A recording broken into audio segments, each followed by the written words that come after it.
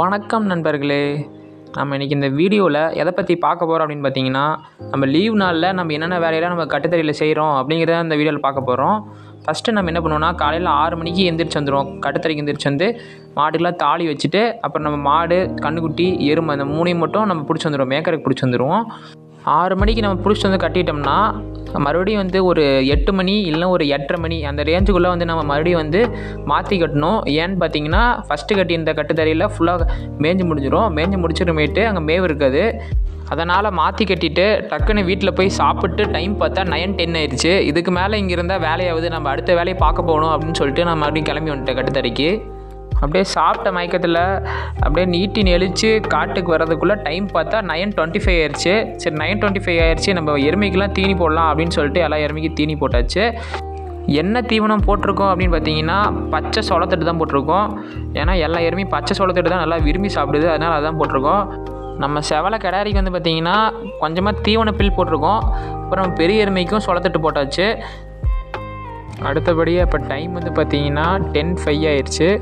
10 மணி ஆயிடுச்சுனாவே நம்ம கட்டுத்தறியில் வந்து தாலி வைக்கிற வேலையை ஸ்டார்ட் பண்ணிடுவோம். இப்போ நம்ம கட்டுத்தறியில் 2 எருமை இருக்குது. அந்த 2 எருமைக்கும் தாலியில் என்னென்ன போடுறோம் அப்படிங்கிறத பார்க்கலாம். தாலியில் வந்து தவிடு, பருத்தி குட்டை, அதுக்கப்புறம் நவதானியம் வாங்கிட்டு வந்து வச்சுருக்குறோம். அது வந்து அரைச்சி வச்சுருக்குறோம். அரைச்சி வச்சு எல்லாத்தையும் நல்லா அலாசி விடணும். அலாசி விடலின்னு வச்சுக்கோங்களேன், அப்படியே கட்டிக்கிட்டே இருந்துச்சுன்னா எருமை குடிச்சதுன்னா வயிற்றுலி வந்துடும். வயிற்றுலி வந்துருச்சுன்னா அப்புறம் டாக்டர் வர சொல்லி தான் பார்க்கணும். அதனால் வந்து அந்த வயிற்றுலி வராமல் இருக்கிறதுக்காக நம்ம நல்லா வந்து கட்டி இல்லாத அளவுக்கு நல்லா வந்து அலாசி விட்டுக்கணும். அதே மாதிரி நம்ம 2 தலையிலையும் அலாசி விட்டாச்சு. அலாசி விட்டு முடிச்சமேட்டு நம்ம வந்து சீக்கிரமாக போய் எருமை பிடிச்சி வந்து கட்டணும். அப்படி இல்லைன்னு வச்சுக்கோங்களேன், நம்ம கோழியில் வந்து குள்ளே இறங்கி உள்ளே இருக்கிற பருத்தி குட்டை, தவிடு எல்லாத்தையும் சாப்பிட ஆரம்பிச்சிடும். அதனால தான் நம்ம சீக்கிரமாக எருமை பிடிச்சி வந்து கட்டணும். இப்போ பார்த்தீங்கன்னா நம்ம 2 எருமை பிடிச்சி கட்டியாச்சு தாலியில். ரெண்டும் பார்த்திங்கன்னா தண்ணி குடிச்சிட்ருக்குது. நம்ம ஒரு நாளைக்கு வந்து 3 நேரம் தாலி வைப்போம். காலையில் 6 மணிக்கு ஒருக்கா, அப்புறம் 10 மணிக்கு ஒருக்கா, அப்புறம் சாயந்தரம் 3 மணிக்கு ஒருக்கா. இந்த மாதிரி நம்ம 3 நேரம் தாலி வைக்கிறனால தான் நல்லா பால் தரும் அப்படின்னு சொல்லிட்டு நம்ம 3 நேரம் தாலி வைக்கிறோம். நம்ம எருமையெல்லாம் தண்ணி குடிக்கிறதுக்குள்ளே நம்ம செவலை கிடாரிக்கு தண்ணி வைக்கலாமே அப்படின்னு சொல்லிட்டு தண்ணி வைக்கிறதுக்கு வந்துட்டேன். நம்ம மாடு வந்து பார்த்திங்கன்னா கன்று போட்டு ஒரு 3 மாதத்துக்கு மேலே ஆயிடுச்சு. February 13 போட்டுச்சு. இன்ன வரைக்கும் நம்ம பேர் வைக்கல. கண்டிப்பாக நம்ம பேர் வைப்போம். கண்ணுக்குட்டி தண்ணி குடிக்கிறதுக்குள்ள பார்த்திங்கன்னா நம்ம எருமையெல்லாம் தண்ணி குடிச்சு முடிச்சிருச்சு. அந்த எருமையெல்லாம் பிடிச்சி கட்டலான்னு சொல்லிட்டு நான் வந்துட்டேன் பிடிச்சி கட்டுறதுக்கு. நம்ம பெரிய எருமைக்கு வந்து இருக்கிற இடத்துலையே வந்து ஒரு மெட்டு போட்டால் போதும். ஏன்னா பார்த்திங்கன்னா மெட்டு போடாமல் விட்டுட்டோம்னா தாலியில் இருக்கிற தண்ணி வந்து குடிக்க ஆரம்பிச்சிடும். தாலியில் தண்ணி ஊற்றினா கோழியெல்லாம் உள்ளே இறங்கிடும். அதனால தான் நம்ம வந்து ஒரு மெட்டு போட்டோம். நம்ம சின்ன எருமை வந்து பார்த்திங்கன்னா குடிச்சு முடிச்சுட்டு நம்மளே பார்த்துட்டு இருந்துச்சு. அதையும் நான் வந்து பிடிச்சி கட்டியாச்சு. இன்னொரு விஷயம் வந்து நான் சொல்ல மறந்துட்டேன். இந்த எருமை வந்து பார்த்திங்கன்னா கன்று போட்டுருச்சு. என்ன கன்று போட்டிருக்குன்னு பார்த்திங்கன்னா காளை கன்று போட்டிருக்குது. இப்போ நான் காமிக்கிற பாருங்க இந்த வீடியோவில். இப்போ காமிக்கிற கண்டி தான் வந்து நம்ம செகண்ட் எருமை வந்து போட்டிருக்குது. இந்த எருமை கன்று போடுறப்ப நம்மளால் வீடியோ எடுக்க முடியல. ஏன்னா டாக்டர் வர சொல்லி அப்புறம் தான் நம்ம எடுத்தோம். வீடியோ லிங்க் வந்து நம்ம மாமாவோட சேனலில் இருக்குது. இந்த வீடியோ லிங்க் வந்து நான் டிஸ்கிரிப்ஷனில் ப்ரொவைட் பண்ணுறேன். அப்படிலாம் நான் என் ஸ்க்ரீனில் போட முடிஞ்சால் போடுறேன், நீங்கள் செக் பண்ணி பார்த்துக்கோங்க. நம்ம எருமையெல்லாம் பிடிச்சி கட்டிட்டு வரக்குள்ளே பார்த்திங்கன்னா நம்ம செவலை கடையை தண்ணி குடிச்சு முடிச்சிருச்சு. நம்ம செவலை கடையை தண்ணி குடிச்சு முடிச்சேன்னுட்டு நம்ம எருமை கண்ணுக்கு கொஞ்சமாக தண்ணி வச்சுட்டேன். பெரிய எருமை கன்று வந்து தண்ணி குடிக்காது, சின்ன எருமை கன்று மட்டும் தான் குடிக்கும். அதனால் அதுக்கு மட்டும் வச்சுட்டேன். நானும் அடுத்த வேலைக்கு போயிட்டேன். சரி இந்த கண்ணுட்டி தண்ணி குடிக்கிற வரைக்கும் நம்ம என்ன பண்ணுறோன்னு சொல்லிட்டு 2 எருமைக்கும் சோளத்தட்டு போட்டாச்சு. பச்சை சோளத்தட்டு போட்டுருக்குறோம் பாருங்கள். நீங்கள் பார்த்தீங்கன்னாவே தெரியும், இந்த வீடியோவில் பார்த்தீங்கன்னாவே தெரியும். நம்ம காட்டில் வந்து ஒரு 2 வெயில் பக்கமாக வந்து சோளத்தட்டு வச்சுருக்குறோம். அதனால் நிறைய பச்சை சோளத்தட்டு இருக்கிறனால அது போட்டாச்சு. மெயினாக நம்ம செவலை கிடாரி கன்று பார்த்திங்கன்னா தீவனப்பில் தான் நல்லா சாப்பிடும். அதனால் தீவனப்பில் போட்டாச்சு. எருமை கண்ணில் வந்து சோளத்தட்டு போடவே நல்லா சாப்பிடும். அடுத்து பார்த்திங்கன்னா சாணி போட்டுருச்சு. நம்ம அடுத்து இந்த வேலையெல்லாம் செஞ்சு முடிக்கிறதுக்குள்ள சாணி போட்டுருச்சு. சரி அந்த சாணியெல்லாம் எடுக்கலான்னு சொல்லிட்டு அந்த சாணியெல்லாம் எடுத்து போட்டுட்டு அடுத்து வந்து ஒரு தலையில் மட்டும் தண்ணி ஊற்றி தவிடு போட்டு பருத்தி வடையெல்லாம் போட்டு வச்சுட்டேன். எதுக்குன்னு பார்த்திங்கன்னா நம்ம மாடு வந்து மேக்கருக்கு பிடிச்சிட்டு போயிருந்தோம்ல, அது பிடிச்சிட்டு வந்தோம்னா தண்ணி கட்டுறதுக்காக ஊற்றி வச்சாச்சு.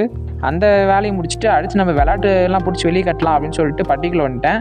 பட்டிக்குள்ளே வந்தால் நம்ம சுப்பு உள்ளே படுத்துருந்தான். சரி அவனுக்கு ஒரு வணக்கத்தை போட்டு நம்ம அடுத்த வேலையை பார்க்க ஆரம்பிச்சிட்டேன். நம்ம விளையாடு 2ஐயும் பிடிச்சி நம்ம கள்ளக்கொடி போரில் கட்டியாச்சு. கள்ளக்கொடின்னா பார்த்திங்கன்னா கீழே கள்ளக்கொடி, மேலே வந்து பார்த்திங்கன்னா நரிப்பேர் வாங்கிட்டு வந்து வச்சுருக்குறோம்.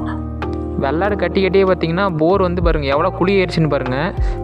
கூடிய சீக்கிரத்தில் அந்த போரி வந்து பிரித்து மேயணும். இல்லைன்னா வந்து பார்த்திங்கன்னா காற்றடிச்சா சாஞ்சு விழுந்துட மாட்டேங்குது. வெள்ளாட்டை பிடிச்சி கட்டியாச்சு. அடுத்து வேலை இல்லையா அப்படின்னு நினச்சா அடுத்து பார்த்திங்கன்னா வெள்ளாட்டு பட்டி வந்து கூட்டலான்னு சொல்லிட்டு உள்ளே வந்துட்டேன்.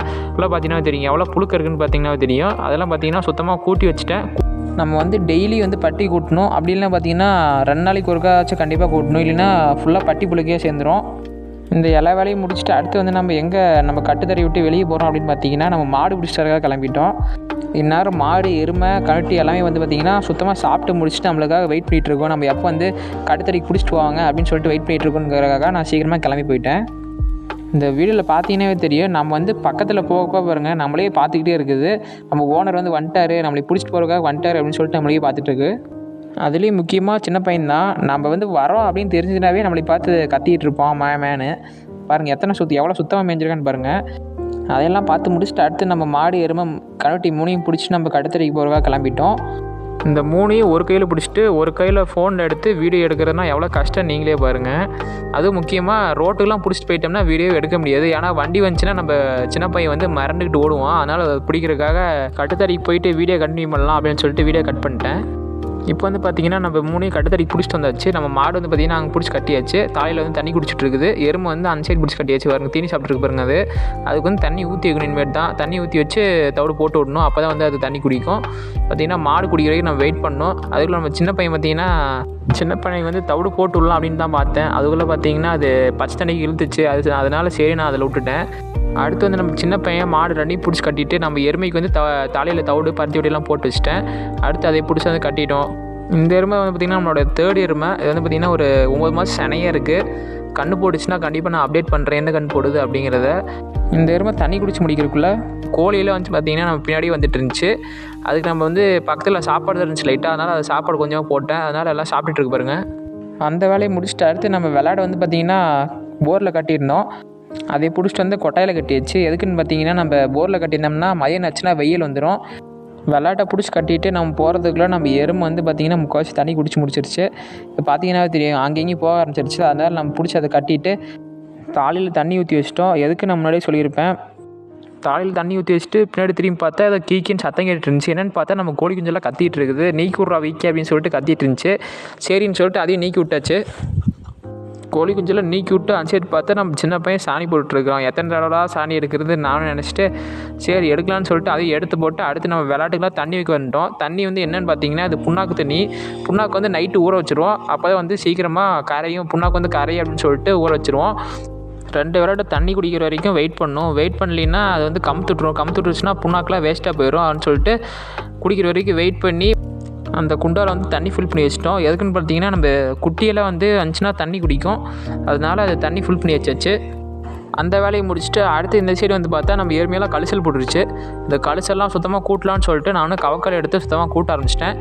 கூட்டாமல் விட்டுட்டோம்னா இதுக்கு மேலே வந்து சாணி போட்டு வச்சிடும். அதனால் வந்து சுத்தமாக கூட்டணும். அப்படியே இந்த சைடு வந்து பார்த்தா நம்ம எருமைக்கண்ணாச்சும் சுத்தமாக சாப்பிட்ருக்கு அப்படின்னு பார்த்தா நம்ம 2 எருமைக்கண்ணும் சுத்தமாக சாப்பிடல. சரின்னு சொல்லிட்டு எல்லாத்தையும் சுத்தமாக கூட்டி எல்லாத்தையும் வெயிலில் காய வச்சாச்சு. அடுத்து நம்ம மாட்டையில் என்ன தீவனம் போடலாம் அப்படின்னு பார்த்தா தீவனப்புல் இருந்துச்சு. நம்ம கட்டுத்தரையில் இருக்க எல்லாமே வந்து பார்த்திங்கன்னா தீவனப்புல் தான் நல்லா விரும்பி சாப்பிடும். அதனால் தீவனப்புல்லே போட்டாச்சு எல்லாத்துக்கும். இதுதான் நண்பர்களே நம்ம வந்து காலையில் நம்ம லீவு நாளில் பண்ணுற வேலையெல்லாம் இவ்வளோ தான்.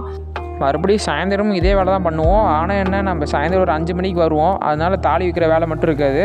மற்ற எல்லா வேலையும் நம்ம தான் பண்ணுவோம். அவ்வளோதான் நம்மளுக்கு இந்த வீடியோ. நன்றி.